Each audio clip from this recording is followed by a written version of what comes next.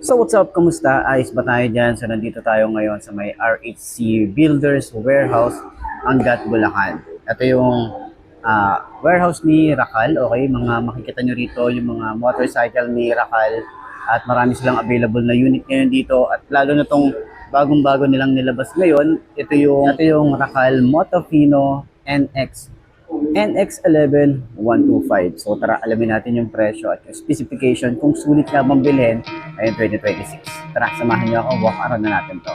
Ayos na ayos yan.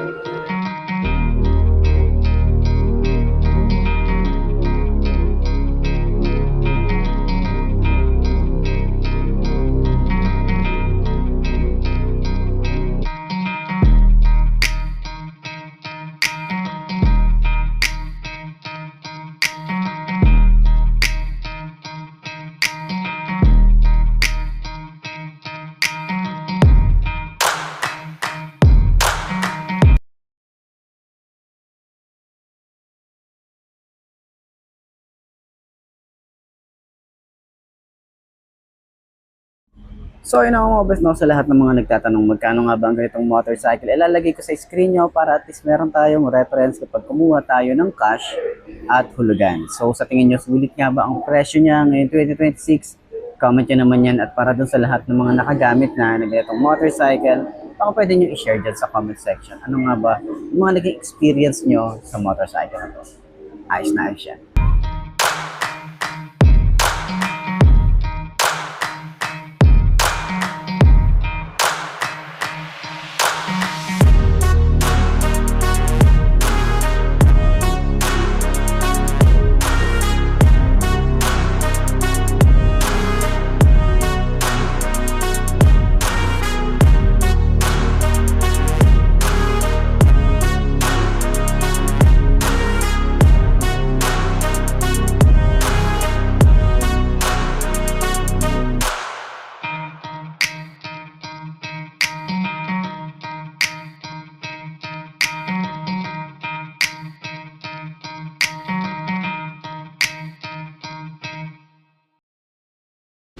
So ayun ang mga best, no, kita nyo naman yan, meron tayong mga bagong motorcycle na nirelease si Rakal Motorcycle.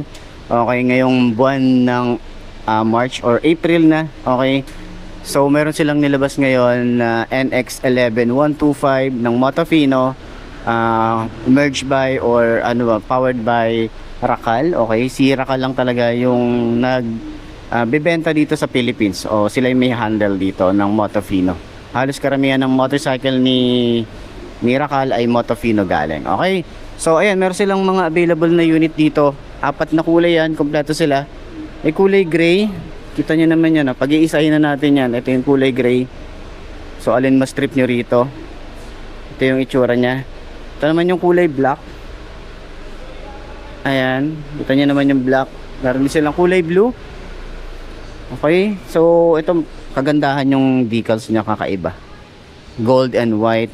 Tapos ito naman yung kulay red. Ayan. Gold and white din siya. Pero ang ganda, no? Ganda ng forma. Ganda ng decals niya.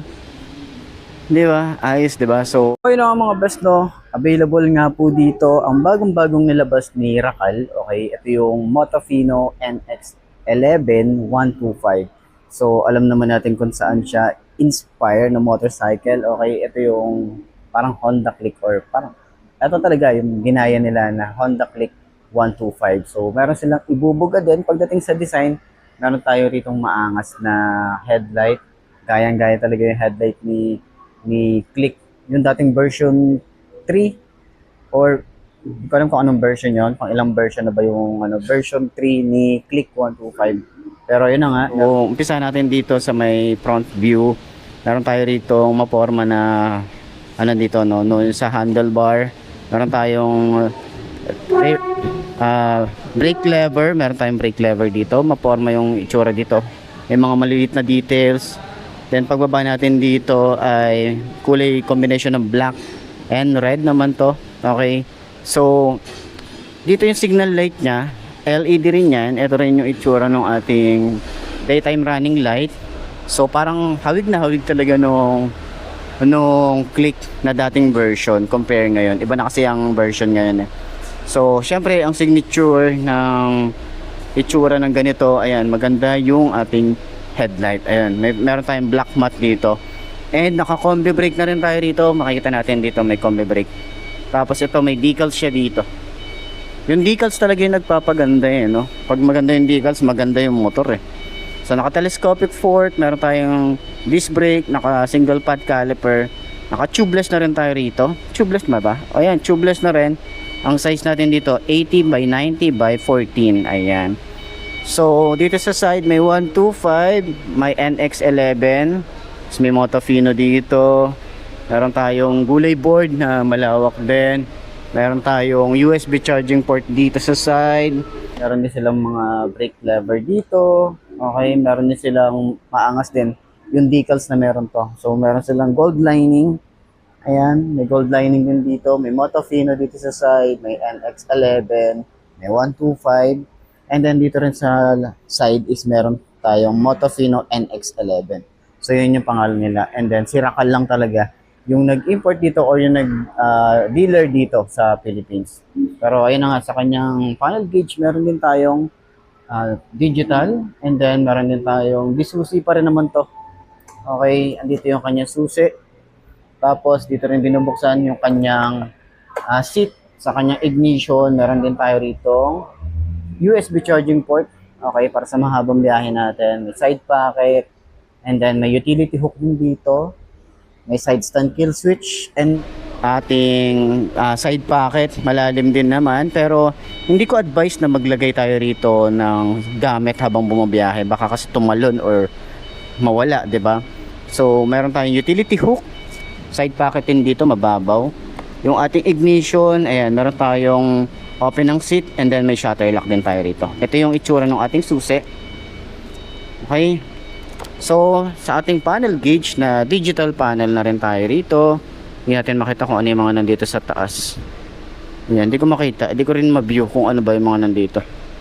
So, yan. Basta meron tayong select and set dito. So, hindi nila nilagyan ng logo nila rito. Kahit Racal, hindi sila naglagay. Dito naman sa side, yung lever natin dito. Ayan, combi brake na rin siya. Combi brake. Meron tayong kill switch. Park light, headlight. Electric starter, yung grip natin dito makapit din. Throttle, mababaw lang din naman. Responsive din, Dito naman sa side, meron tayong flasher. Ayan. High and low. Busina. Signal light. Ayan. So, sa upuan, meron tayong malambot na upuan. Maganda yung leather. Tapos, ayan, malambot din naman. Malambot siya na nasa gitna. Okay, nasa gitna. May malambot at matigas. Sa ating OBR, makapal din yung foam. Meron tayong utility hook dito. May lagayin din ng mga basic tools natin dito sa ilalim ng upuan. Ayan, pwede tayong maglagay ng bag dito. Helmet hook. Meron tayong compartment. At least kahit pa paano, may space pa rin naman dito. Ating gas tank. Okay, may saluhan na rin kapag natapon yung gas. Yung ating grab bar. Ayan, metal naman to. Solid din. Okay. And then, meron din tayong compartment. Ayan, maluwag din siya, no? Tapos yung design dito is parang pang Honda Click din talaga yung datingan niya. Pero, ang kakaiba rito, meron din siyang kickstart. Yun yung wala kay Click, diba? Ito, at least, meron siyang kickstart. Okay, so naka single shock dito sa likod. And then, naka drum brake naman yung likod sa kanya. Okay, tapos dito sa harap is naka combi brake na rin tayo rito. And naka single disc brake. Okay, so upuan natin to. Tingnan natin kung sulit nga ba itong upuan. Okay, 5'2" ang ating height. Meron din tayo rito ang gulay board. Ayan, gulay board natin dito. Hindi siya ganun kaluwagan, pero okay na din, no? Parang same size lang naman siguro sila ni Click, no? Kasi parang ano din siya, parang maliit din. Yan. So, okay, so kamukha din siya nung dating Click. Ito yung design na yan. So, dito sa side may Motofino din na NX11. Tapos yung ating taillight. Yan, maganda rin yung taillight na. Same na same, no? Galing, no? So, meron din tayong plate light, reflector. Ayan, may signal light din tayo, LED, may reflector and lagayan ng plate. Yung ating fender dito is, ano din naman, flexible din naman. Meron tayong single shock na adjustable. Meron tayong tar hugger. Tapos meron tayong goma rito na pangsalo ng mga putek. Tapos kakaiba yung ano niya rito, yung chassis niya rito. Ito yung ano, ito yung engine ano niya, yung bushing niya rito, yung engine support niya rito. Ayan, nasa ibabaw. Wala dun sa ilalim. Okay? So, ito naman yung ating panggilid. May Motofino din tayo rito. May kickstart din. Foot pegs. Ito yung tsura. Okay? May side stand kill switch na rin tayo rito. Alam ko FI na rin to eh. Di ako masyadong familiar sa specs na ito. Pero mukha na rin siyang FI. Tingin ko FI siya. Kasi nga yung throttle body natin doon, hindi siya carb. Ayan, so naka drum brake dito sa likod at yung size dito ay 90 by 90 by 14. Ayan. Sa tambucho, ayan, same lang din, no? Ang galing talaga, ang galing. Gayang-gaya talaga yung itsura. So dahil na expired na yung ating Click 125 na dating version, talagang ang dami na nagsilabas na nakatulad nito. So ayan, meron tayo ritong cover na plastic naman yan, tapos meron din tayong maangas at stylish na tambucho. Ayan, naka air cool din tayo rito, tapos maganda rin yung ating cover. Ayan, may swing arm din naman tayo rito.